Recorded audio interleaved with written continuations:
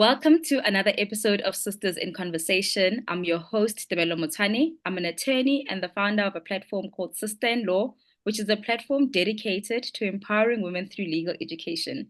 On today's episode, I'm joined by Sedinam Botwe, all the way from Ghana. Sedinam, thank you so much for agreeing to have this conversation with me today. How are you? Oh, thank you so much, Sibello. I'm doing amazing. I'm great, having a wonderful time. How are you? Great. I'm great. I was telling you offline that we are in our election season, so we've got an interesting week ahead of us Yeah. here in South Africa. So yeah, I'm doing great. Just obviously going to bed every night, looking at the scoreboards, waking up every morning, looking at the scoreboards to see which party is in the lead. But yeah, otherwise I'm keeping great. Thank you. That's awesome. I think before we get into our conversation, I must not do you a disservice. I must read your bio, and then we're going to have a conversation about who Sedinam is outside of the bio. Sure. All right. Sedinam Botwe is a talented young lawyer whose expertise lies in both the traditional and non-traditional aspects of transactional, corporate, and commercial law. She works as a junior associate with Legal 500 recognized top law firm, Kimathi Partners, corporate attorneys in Accra, Ghana, where she practices on the transactions, tax, and strategic advisory team and the telecommunications, media, and technology team. As a lawyer, Sedinam advises on a number of big-time lending transactions, mergers and acquisitions, and recently carbon financing transactions. Sedinam has worked with a number of multinational clients, providing them with bespoke advice on matters of legal compliance, deal structuring, contract drafting, and review. Sedinam actively volunteers with Reformation Community, an NGO focused on transforming society, starting with children. Reformation Community's Booksville project is dear to Sedinam's heart as the project focuses on equipping children with reading and writing skills, which Sedinam finds to be a fundamental tool of change, being an avid reader and writer herself. Sedinam also has a blog, Everyday Legalese, where she discusses the legal implications of everyday transactions and situations with the aim of demystifying legal concepts for the public. Sedinam is also a huge enthusiast of diplomacy and international affairs, evidenced by her volunteer work with LifeLink Ghana, which is an organization that trains students from basic, secondary, and tertiary schools in matters of diplomacy through model UN sessions. In her free time, Sedinam enjoys reading, exercising, playing with her pets, Tyrone, and Scorsese. Scorsese. How do you pronounce your other dog's name? Why did I assume it's a dog? Oh, he's Um, actually a little kitten. He's yay that's why I'm big. like, wait, why did I assume that it's a dog? How do you Oh, pronounce the cat's name? Scorsese. Scorsese. Okay. Yes, Scorsese. Whew. Very impressive bio, Sedinam. So, like I always do with all my guests, can you take us to the beginning? Let's start at the very beginning. Who is Sedinam? Where did you grow up? How many siblings did you have? Did you grow up with your parents? Were you raised by aunts, grandparents? Just tell us a little bit about your childhood, please. Okay. Once again, thank you for the opportunity, Tevelo. I'm so One. excited to be on here speaking with you. It's it's amazing for me. Okay, so to the beginning. I am the first child of two children of my parents. I have a Mm-hmm. younger brother, so I'm the oldest sister. I'm the older sister, let me say it that Yeah. way. And I grew up in a little suburb of Accra, which is called Ashoman Estates. And we grew up in a middle income household. We weren't so well to do, but we had enough just to get Mm, by. And growing up, I was a very shy child. So my parents always pushed me to do things. So, for example, in school, my mother would get me to join new initiatives that were coming up. So I quite remember when I was about 10, yes, I think 10 or 11, my mother signed me up for the very, very first edition of the spelling bee, the script spelling bee in Ghana. She signed me mm-hmm. up for the very first edition of that because she wanted me to try new things. She wanted me to be more assertive. She wanted me to be more out there. So she was Mm, always pushing me into these kinds of spaces with other children. And honestly, I'm very grateful to her and my dad, especially for that, because I don't know who I would have been if they hadn't kept Yeah. trying. So Yeah. yeah, I grew up shy, but I think right now I've definitely moved past being shy. And yeah, I was better than average student, I would say. Mm-hmm. So a lot of people thought that going into senior high school, I would be doing like a science related course. Because in Ghana, people usually think that if you are smart to a certain level, you should be doing a science related course. But my math Mm. was terrible. My math was so bad.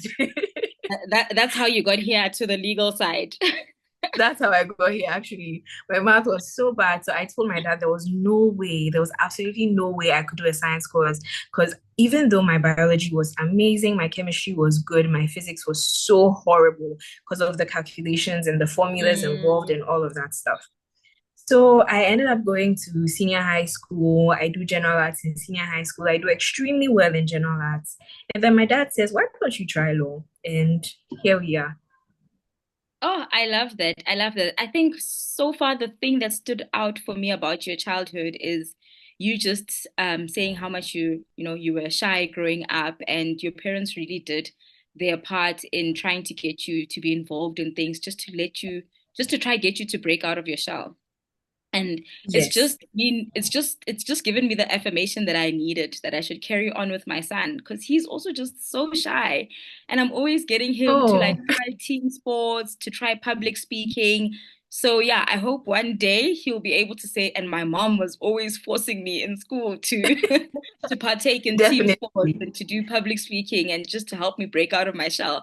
So thank you so much for sharing that with me. I'm going to continue thanks to you.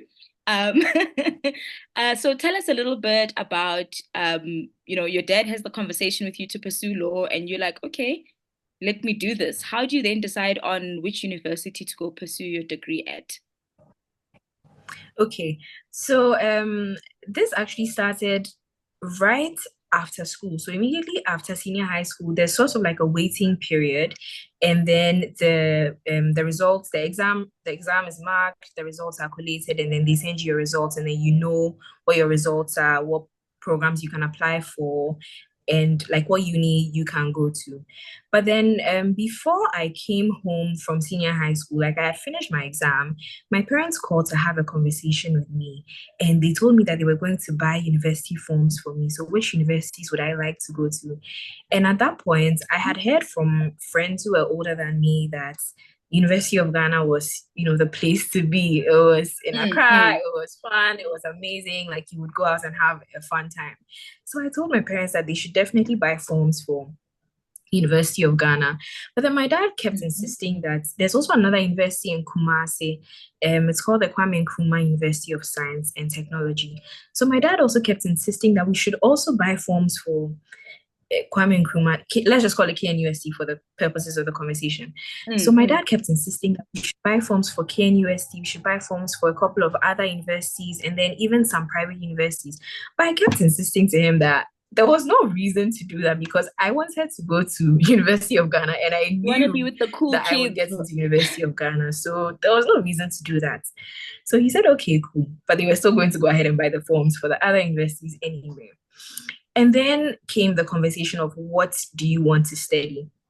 And at the Mm. time, even though I knew I was a good student, I wasn't sure if I would make the grades required to study law because I had heard that the cutoff points, especially for University of Ghana, the cutoff point to study law was very, very high.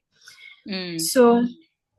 So I kept wondering, and I told my parents that to be safe, I would just want to apply for a political science degree. But then my father said no. He kept insisting that you can do this. Like, I believe in you. I think you can get the grades required to make law. And so Mm. I said, okay, you know what? It doesn't hurt to put that as my first choice and then to put political science as my second choice and maybe a degree in English as my third. Because, you never know. Mm. Yeah. So this is how they filled out the forms for me even before I came home. And then when I came home, my dad had a whole conversation with me about my career path. And at the time, I had wanted so badly to be a journalist because when I was younger, there was a Ghanaian journalist. I think his name was Komla Dumo. He was the first Ghanaian journalist to ever make it to BBC. And so it was such an inspirational moment for me. And I think he died a while back. So that was sad. Rest in peace to him. But yeah, I felt so inspired by Komla Dumo's story. So I wanted so badly to be a journalist, to be on the news and to be reading the news and Yeah, everything, yeah, you know? yeah. Yeah. But my dad said, it's try law. If you don't like the law, then you can go ahead and do whatever else you want to do. So I said, okay, Dad, let's go for it. Why not? So that's how the results came out. And then I gained admission into the law school at University of Ghana. And yeah, that's the story really. Sure, I really love that. You and I have a similar journey with me as well. Law was my first choice, and then second, I put journalism, and third was psychology. And the reason why I put journalism is also I grew up in the time of a very popular investigative journalist, and she feared nothing. Like her name was Deborah Patta, and the way she would just like Oh. press people for the answers when she was investigating a matter, I was so inspired. I was like, Mhm. I can't wait to, just go be assertive and go interview presidents and ask them for questions, like ask them All for those answers. Like questions. Yeah. I want answers for my country, type thing. So I really grew up thinking that a part of me would be a journalist. But just having had a look at your blog as well, um, what is it called again? Your legalese blog. Legalese, yeah. Yes, yes. Having a look at your blog as well, it just shows that as lawyers we find our way back to that writing, that researching, that asking questions, finding solutions, finding answers. So, the two worlds manage to somehow marry each other. Yeah. I guess you're right. Right? Okay. And then another thing that you said was the issue of buying application forms. That's very interesting to me. Mhm. Is that the same as like an application fee? So once you've bought that form, you don't have to then pay Mhm. like another application fee.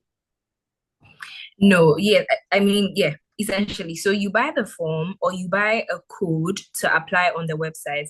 But for some of the universities, you had to buy the forms physically. But I think for University of Ghana, you pay a fee and then they give you a code to access the website and then you Mm-hmm. apply on the website. But for some of the other schools, you had to buy the forms physically.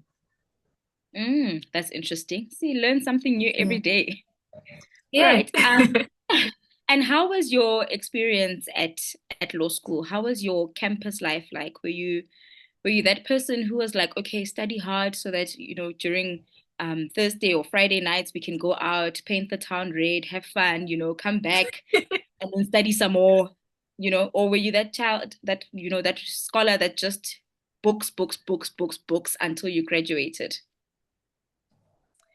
I watch lots of South African movies, right? And a lot of the time they're like, yo, they say yo. Yo. So when you asked me how school was in my head, I was like, yo, you know, yeah. Gosh, uni was something else. Velo. Let's Really hear was about something it. else. Oh my goodness. Okay, I feel like for me, it was a lot of trial and error. In my first 2 years, I was the kind of person that you would always find in the library. When I started uni level 100, it was a little intimidating for me because already I'm a year younger than the people who are in my batch of Mhm. students. So if the people in my batch of students in my batch are currently, yeah, they're currently 26, I am now going to turn 25. So back in uni, I think I started level 100, I was 17, and everyone else was 18, 19. And there were Mm. even people who were older than us. So people who had already had a first degree and then they were coming to do the law as their second degree. So it felt a little intimidating for me. So I struggled to find my feet in my first year, let me see. Mm. Even though for some of the subjects it was quite effortless, for others too, it was a challenge for me. For example, constitutional law. My goodness, I Mm. disliked that topic so bad. Oh, yeah. Yeah. I remember too. Oh my goodness. And coming straight from school, you don't have that much experience in matters of governance. Like, you don't really Yeah. understand what's Yeah. happening in the political space unless you're already somebody who comes from that kind of background. So it was Mm. very tough for me to pick up when it came to constitutional law. But other things like contracts, I was killing it, because that Yeah. just, Yeah. Yeah. yeah, I was killing it over there. But constitutional law really, oh, it hurts me a lot. Wait, like I can see you still. It's so traumatic. Did you just shiver? Like Oh, like you just can, think, honestly, the trauma just is still real.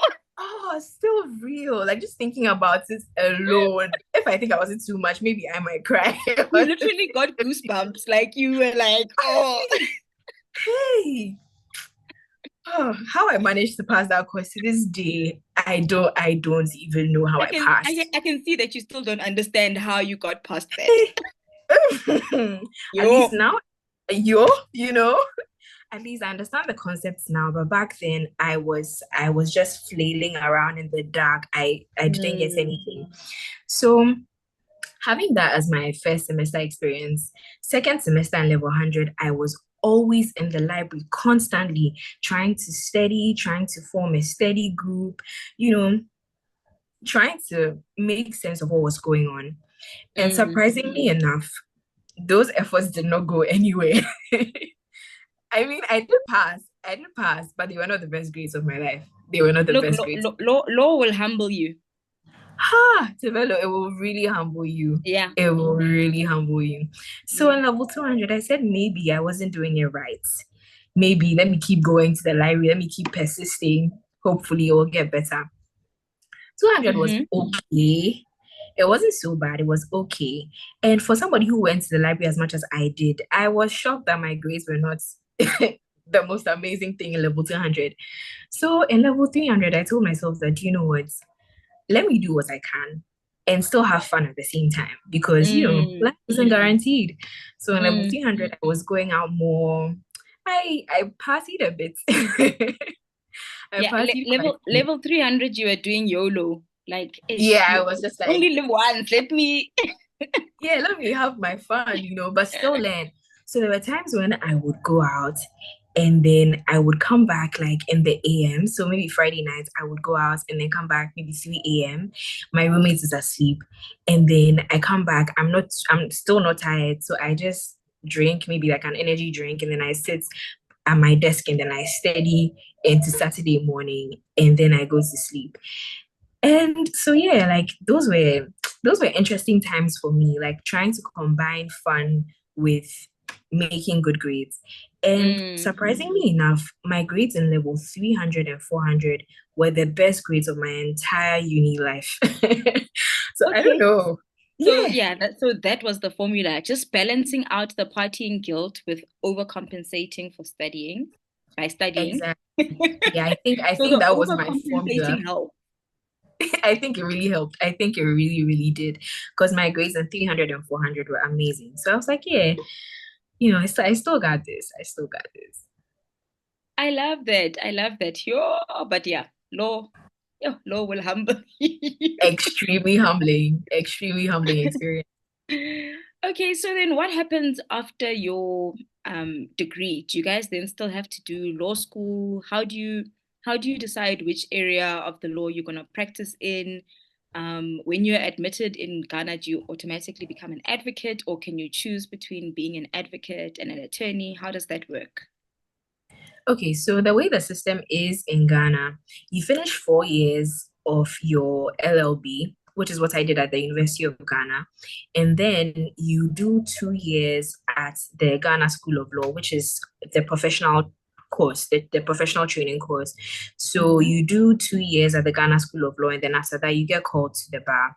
And in Ghana, when you are called to the bar, you are called to the bar as both a barrister and a solicitor together.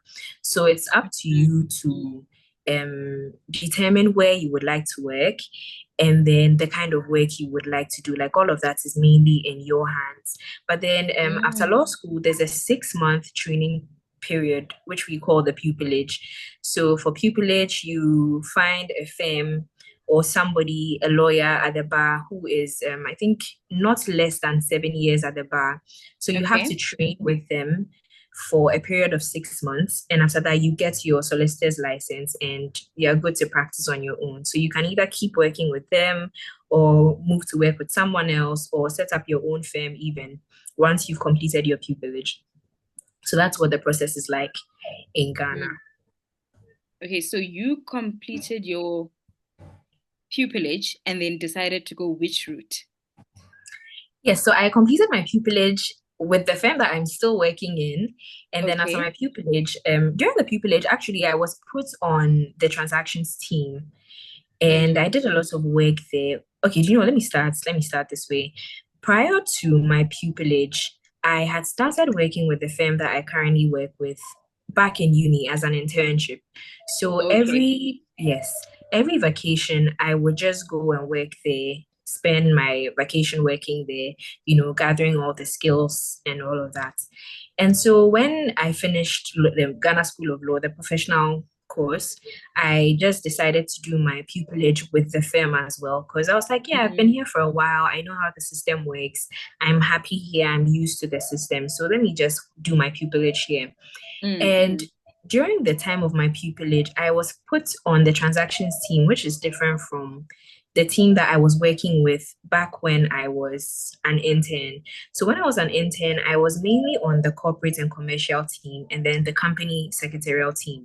So I was doing a lot of writing minutes, giving a lot of employment law advice, Mm-hmm. a lot of like incorporation of companies, all that corporate commercial stuff. But then in the course of my pupillage, I was put on the transactions team and I had the opportunity to experience a merger from start to end. I had the opportunity to work on a number of acquisitions. They were usually like share purchase transactions. I also had the opportunity to work on a number of lending transactions as well. And so Mm-hmm. after my pupillage, I thought to myself, I actually quite like this work. I Yeah. quite Yeah. like this work. And, it makes me happy, makes me tick. Let me just stay on the team. So we were asked if we wanted to switch teams. And I said, no, I'm perfectly fine where I am. But then there was another team in the office, which is the Telecommunications, Media and Technology, TMT team. Mm. Mm. And I was kind of intrigued by the work they do because it was a lot of fintech heavy work. Um, Sounds nice. very emerging markets out of the box kind of work and that kind of thing Mm. excites Mm. me. So I Mm. asked if, I could do some work for the team as well. And that's how I'm where I am right now. Sure, I Yeah. love it. So what does a day in the life of a TMT legal practitioner look like? Okay, a day in the life. I feel like for a lot of the time, it depends on the kind of work you receive from your clients. So Mm-hmm. a lot lately, the carbon financing industry in Ghana has been like very, very hot. So a lot of these days, we get a lot of advice requests from clients asking for advice on carbon financing transactions. And so a day in the life would be, get to work bright and early, 8 a.m., sit behind your desk. You already have your assignments, and then you go looking through the laws. Sometimes you have to make certain calls to the EPA, the Carbon Markets Office, a number of other stakeholders as well, just to be sure that what you are telling the clients is the right thing. And a lot lately, there's this framework document that we use in Ghana for carbon market transactions. It's a very heavy document. It's quite complicated. So sometimes I just go through that, try to understand what's going on in there so that if issues pop up, I'm able to give proper legal advice. So yeah, a day in the life would be mainly that's like doing a lot of research, calling regulators, going back to researching and then telling the clients what you think is best for them. Mm. Sure. So for someone like me and other listeners out there who are just like, what is carbon financing? What is the best practical way you can explain it to us, to, young students who are listening to this podcast, or anybody really who's just like, what is carbon financing? What does it actually entail? Okay, so at the very base of it, I think it starts from understanding the concept of carbon crediting. So um okay, let's start it this way. The at the UN, there was a UN meeting at which countries adopted what we now call the Paris Agreement. And under the Paris Agreement, the countries who are signatories to the agreement agreed that by a certain year or at certain different milestones, at certain different years, or at certain milestones, we would meet a certain target by a certain target at which we remove carbon from the atmosphere. So this is what we call the nationally determined contributions. So it's like maybe Ghana has agreed that by, let's say, 2030, we would have removed just rough figures, maybe 50%, blah, blah, blah, of carbon or of greenhouse gases from the atmosphere. And so in order to meet these nationally determined contributions, the party states also agreed that we would help each other out. So if there's a way to sort of like do an activity in Ghana that removes carbon from the atmosphere, and then maybe the UK is able to fund that activity, whatever carbon credits we generate from that activity, we can transfer to the UK so that they use that to meet their nationally determined contributions. Is that, I hope that wasn't too... Now it sounds interesting. Yeah. Okay, that is interesting. And then does this fall under the umbrella of climate change, correct? Yes, it does. It does. It's a huge environmental law and all of that. Yeah, it is. Okay. It does fall under that. Oh, that is interesting. Yeah, you got into some nice and interesting transactions.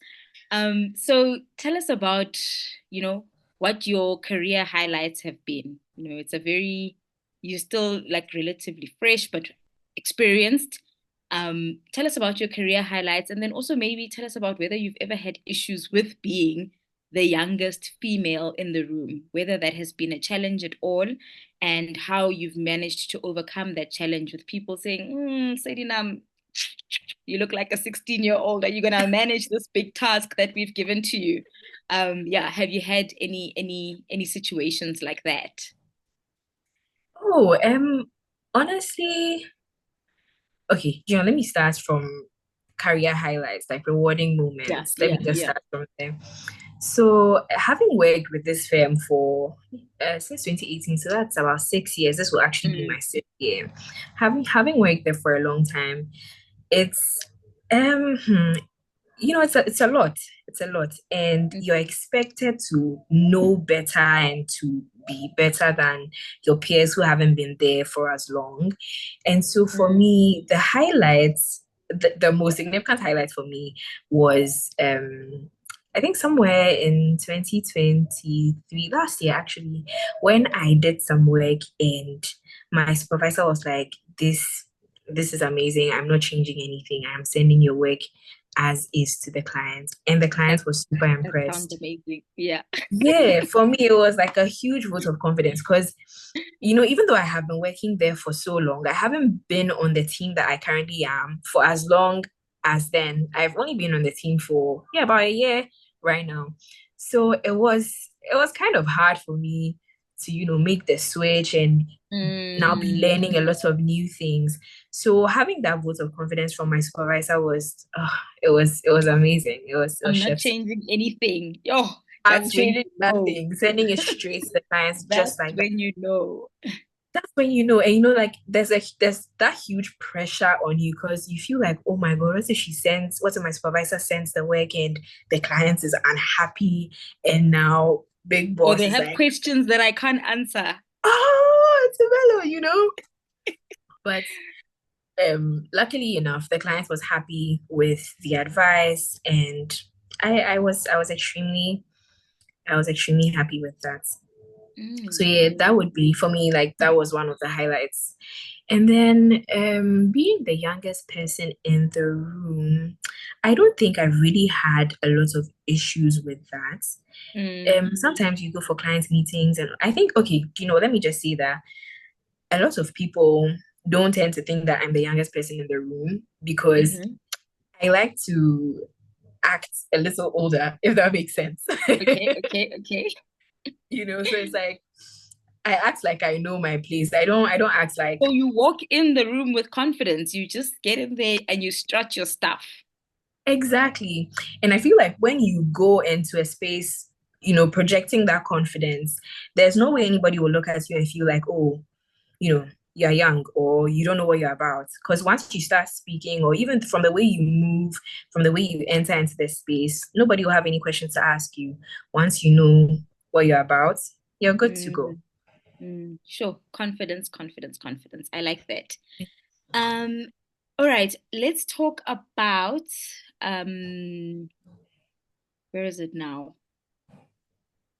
Let's talk about your blog, Everyday Legalese, right? Yes, every Yeah, legally.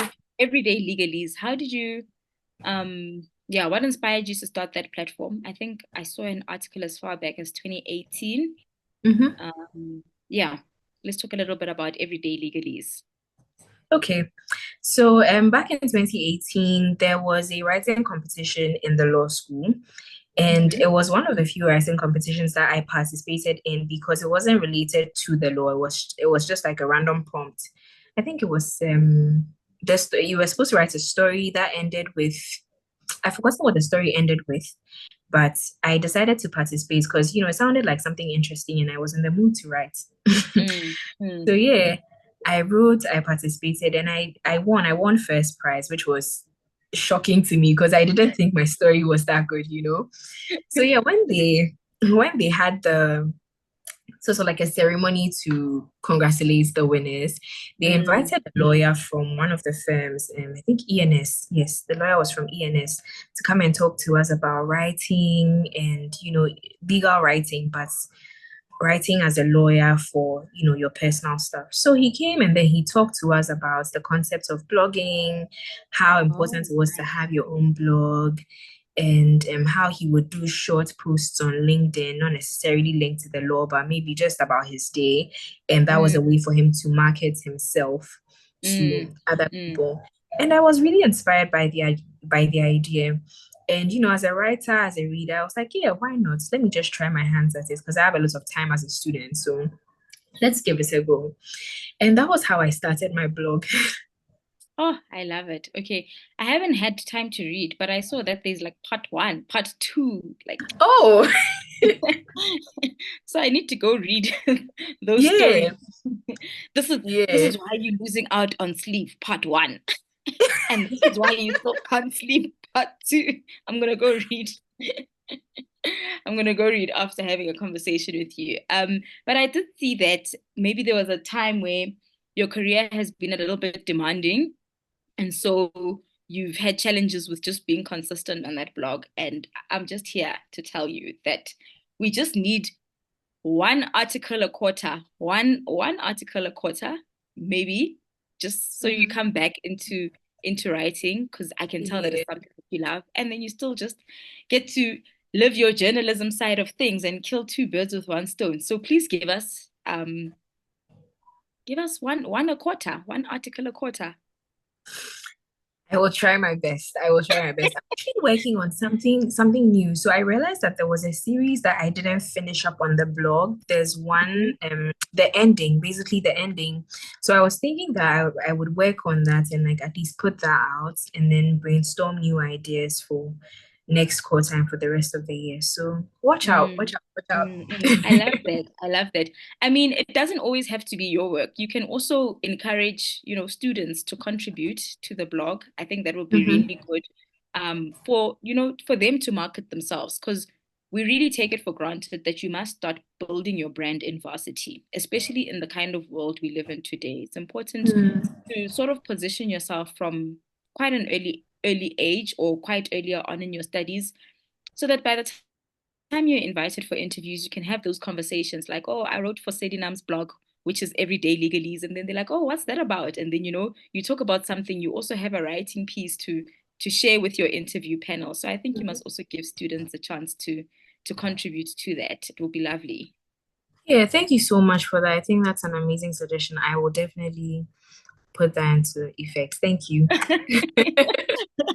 Wonderful, wonderful. And then also a passion that's close to your heart is teaching children how to read. And I see Mhm. that also had a lot to do with your parents just encouraging you to partake in spelling competitions. We've had our own crisis in South Africa where there's been concerns that children in their first three grades are not reading at the level that they should be reading at, before they reach the age of 10. So I think the work that you do with reforming community is very important. Is it reforming community for the reading? Reformation Community. Reformation community is very Yeah. important. Can you just tell us a little bit more about how you got into that? Okay, so I met the founder of Reformation Community in law school. So we were actually roommates in level 100, and then we were in the same class from level 100 to level 400 in law school. And we used to sit together at some point. And then she used to sit beside me. So she would tell me about how, she wants to start an NGO. She wants to help children read because she feels like reading is such an important part of societal development. And how can you want better for yourself if you don't know that there's better out there by reading? So her name is Irama Jenkins. I'm really grateful to her for putting me on. So yeah, she would always talk about it, and then one day she just came and said, you know what, these are some forms, let's fill this stuff up, let's file this with the registrar general. I'm creating my company, we are starting the NGO. And I was like, oh wow, okay, Mm-hmm. let's do this. So this is how she started the NGO, and then later she came to me. We were participating in a Model UN conference, and she came to me saying that she wanted to seek funding for the project. So I said, oh, I'm willing to help. And she was like, okay, she needs help pitching the idea. So this is how we stayed up, long nights, just preparing an amazing pitch. And we got the opportunity to go to Harvard for a Model UN conference over there. And then we pitched at Resolution Projects. That's what they're called. They organize these social venture, sort of like a competition where you have to come and pitch your social venture initiative. And then if they're happy with it, they give you funding for that.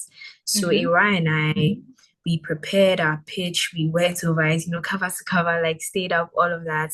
And then we pitched the idea at Harvard, and they loved the idea. They loved how we were going to make things work. So they decided to give us the funding. And then we come back to Ghana, and then lo and behold, COVID hits.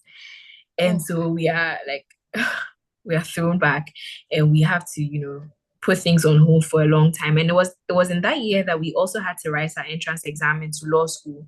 So there was just a lot going on. So we really couldn't do much as an NGO. But then after we all gained admission into law school and COVID had sort of died down, Ira and I went looking for schools to work with. And, we found a wonderful school somewhere in Accra. It's actually not in Accra, it's quite in the outskirts of Accra, but that was where we did our pilot project. And it went amazing. We worked with the teachers. We worked hand in hand with the teachers to help the children read. We would also take our own books there so that if the children wanted to borrow books to read for the rest of the week, they could have a book to read. And then, yeah, mainly our lessons were focused on spelling, grammar, and it was mainly spelling and grammar and pronunciation as well, so that these kids could read on their own. And after a year, we were done with the pilot projects with the children in that school, and we were very satisfied with the results because we could see that there was a huge improvement in their school performance. Yes. And some of the kids were also going to write an exam. So in Ghana, when you're done with your junior high education, you write an exam, and we call it the BECE. You write that exam before you gain admission into secondary school. So some of the students that we had worked with also had to write the BECE exam. And God being so good, these children passed the examination. So it made us feel like, we're making a difference, we're making an impact. So we kept working with other schools. And so far we are working with the third school the school that we're working with right now is the third school that we have worked with. And it's going well. It's going really, really well. Sure, I really love that. That just gave me such a warm, fuzzy feeling inside. Like, oh, I really love that. And I love that you're able to measure the impact. I think that's very Mhm. important, being able to Yeah. tell that people's grades are improving just through assisting them with reading, pronunciation, and all of that. Is there a child who particularly stands out to you, who they really wowed you? Like maybe when you first started working with them, you were like, "Yo, this is this is going to take a lot of work," and then the child Mhm. did indeed pull through. Is there anyone who stands out to you? Obviously, because they're a child, you don't have to mention their name, but do you have any highlights from just this journey with Reformation Community? Yes, the very first school we worked with, there was this one Muslim girl. She was so painfully shy. I thought I was shy as a kid, but she was, oh, it was another level of shy. Yeah. She couldn't even raise her hand. Even if she knew the answer, she couldn't raise her hand to say the answer without, almost breaking down. So we sort of Mm, had to not only teach her how to read, but also, boost her self-esteem, boost her mm, self-confidence. And by the time we were leaving the school, this girl could read basic sentences. She could put up her hand to ask questions. She could put up her hand to answer questions. And I thought that was amazing. It really made me very happy. sure. Once again, that is the kind of like impact that I'm saying that I like impacts that you can measure because that does really show a big difference in the power of reading, actually, that it is a confidence booster.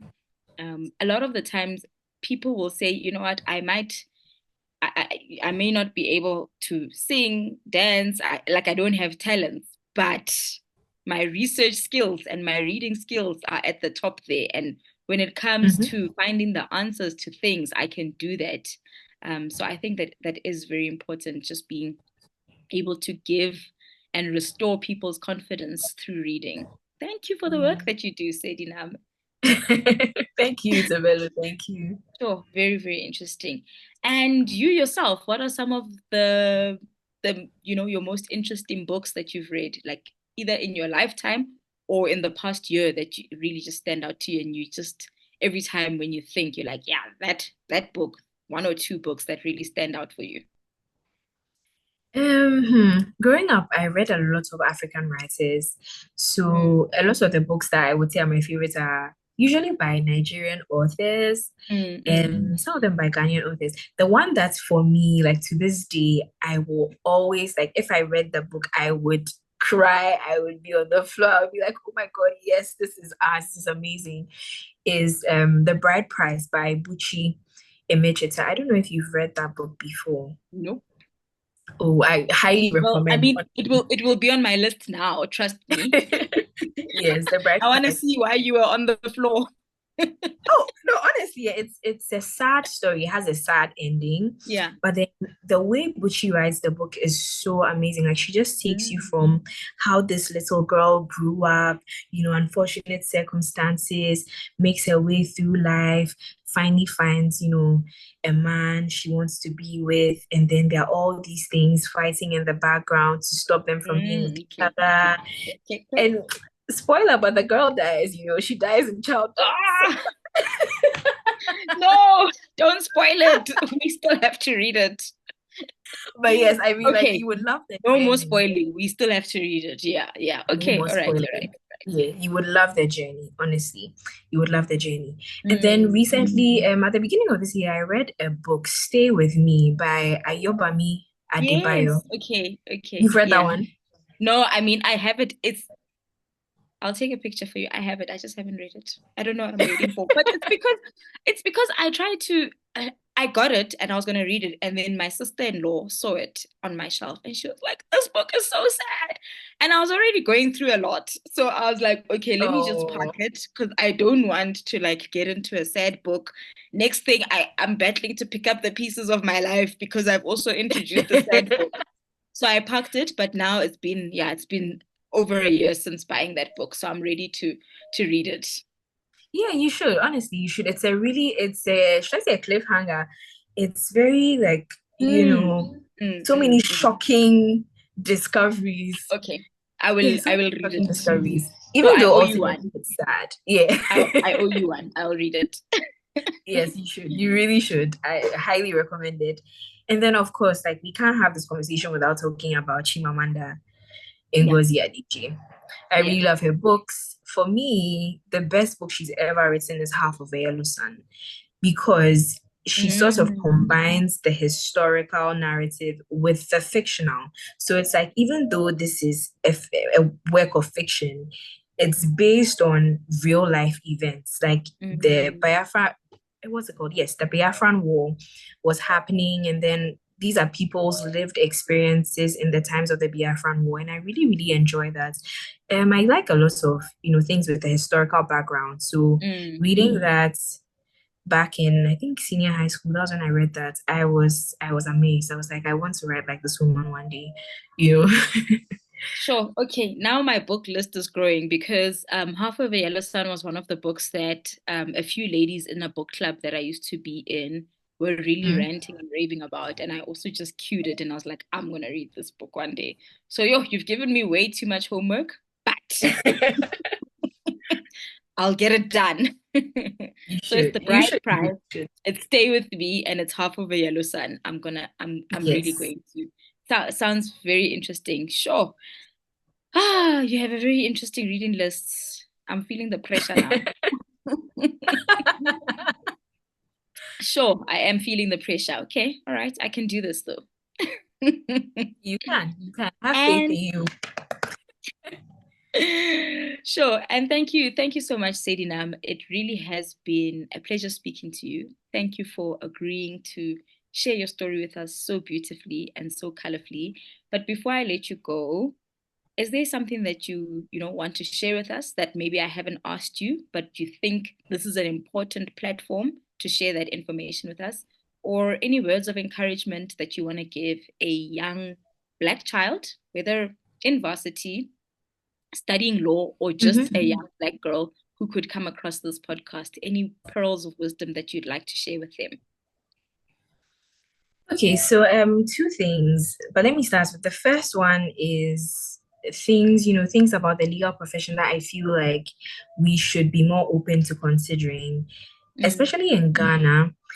I think that people downplay mental health in high mm, pressure environments. So, a lot of the law firms, it's very rare for you to hear that there's some form of mental health support for young lawyers in, mm, a lot of these big time high pressure stakes law firms.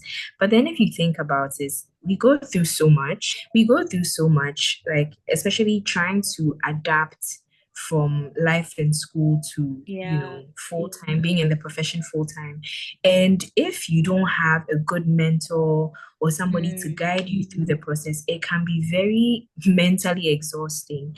And for some people who don't have as much resilience as some of us have built over time, it's easy for them to feel like their world is crumbling, they are worth nothing, you know, mm, everything is hopeless. But then with good mental health support, especially from your employers or from like mentors or just having a community around you, it makes a huge difference. So I feel like going forward, lots of law firms and even like people in general should just consider providing mental health support to young lawyers because we really do need it.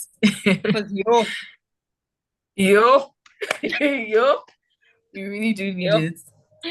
Yeah, I think Yeah. that's very, very important, Sidinam. That's such an important thing for you to mention. I always say that when I started my career in law, we were not having these Mhm. conversations.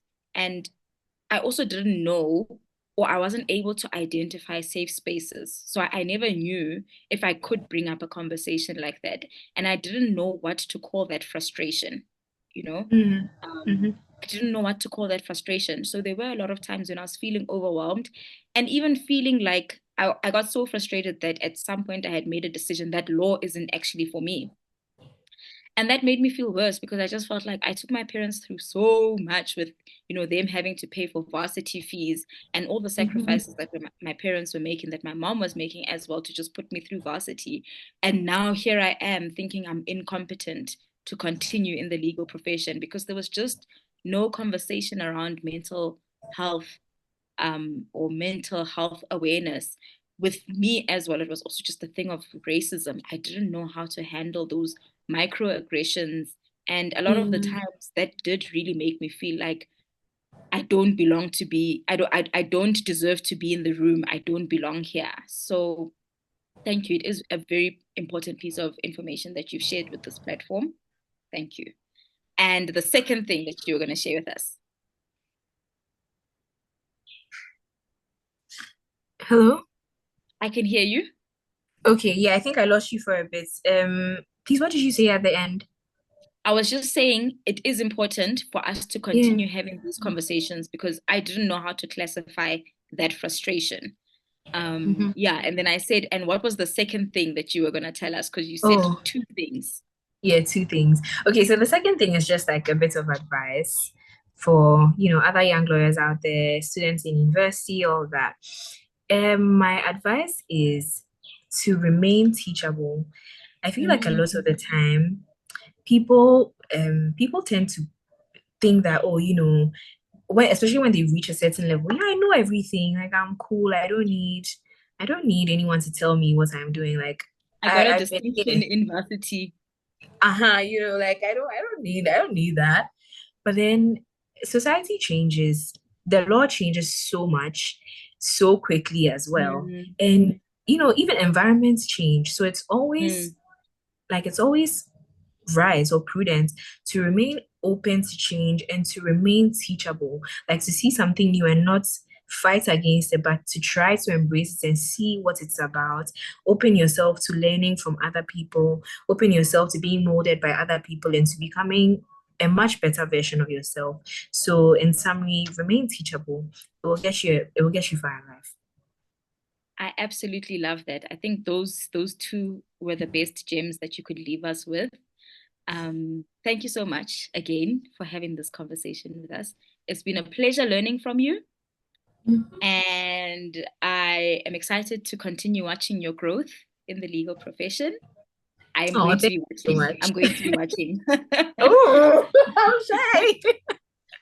There's since I started this podcast in 2020, there's no one whose progress I haven't been watching. So I've added you onto my list now. I'm Okay. going to all my guests I watch and I follow their progress. So trust me, I'm going to be watching, I'm going to be rooting for you, cheering you Thank you on so in your much. journey. And yeah, I hope the conversation with us doesn't end here. We will continue being online besties. And yeah, thank you so much for speaking to us. Thank you so much. I'm I am like beyond words excited for the opportunity. I'm just very happy for the fact that you have given me this platform to share the little I know. And I hope that it's helpful to someone out there. And yeah, just thank you so much. Honestly, thank you for reaching out. I really do appreciate this. Thank you so much, Sibella. Definitely, definitely, it will be invaluable. I know it will be. Thank you so much for your insights and for a beautiful Thank you conversation. too. I will see you on the flip side of life. All right. Bye. Bye.